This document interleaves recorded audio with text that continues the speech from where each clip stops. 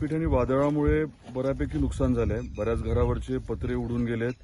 सुदैवाने कोणाला जास्त काही लागलेलं नाहीये, परंतु जनावरांना लागलेलं आहे आणि नुकसान मोठं झालंय. आपण महसूल यंत्रणेला कालच सांगितलं होतं. आता पंचनामे आज सकाळपासून सुरू होतील. तहसीलदारांनाही प्रत्येक गावात जाण्याच्या बद्दल सूचना दिल्यात. त्याही गावामध्ये जातील.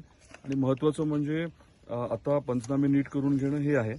दुसरं जे नुकसान बागांचं झालंय तर त्या बाबतीमध्ये दुष्काळी अनुदान ज्या बागांना ऑलरेडी मिळालंय ते सोडून बाकी ठिकाणी मात्र पंचनामे करून वेगळी मदत सरकारकडनं मिळणार आहे. मग अशी आम्ही कुठे आपण एरियामध्ये कोणाची होती